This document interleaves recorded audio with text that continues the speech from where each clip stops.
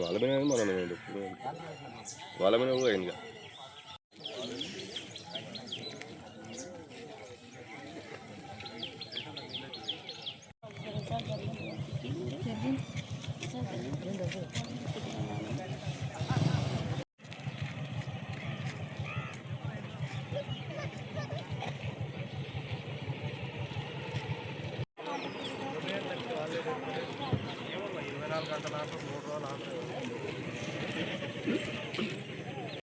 నిన్న సాయంత్రము 3-3:30 మధ్యలో మా ఊరు యువకులు ఇద్దరు మరి సరదా కోసం వచ్చినా తెలియదు ఈత కొట్టడానికి మరి ఇక్కడ ఊరు బయట చెరువుకు వచ్చి ఈత కొట్టడానికి ఇద్దరు దోస్తులే. ఎందుకంటే వాళ్ళు ఏది కలర్ పని చేస్తారు కాబట్టి వాళ్ళిద్దరు కలిసి వచ్చినట్టున్నారు.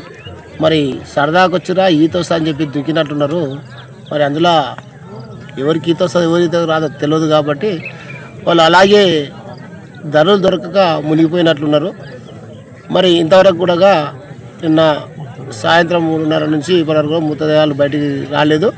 మరి వాళ్ళు ఇక్కడ ఉన్నది ఈ విధంగా బాటసారులు రైతులు పోతూ ఉంటారు కాబట్టి వాళ్ళు చూసి 3-3:30కు ఈత కొడుతుర్రు కదా పిల్లలు అని చెప్పి పోయారు. వచ్చేటప్పుడు చూస్తే లేరు, బండినే ఉందని చెప్పి ఇక్కడ ఉన్న జనాలకు, ఊరు జనాలకు కావచ్చు, గ్రామ పంచాయతీకి కావచ్చు, అలాగే పోలీసులకు తెలపడం జరిగింది.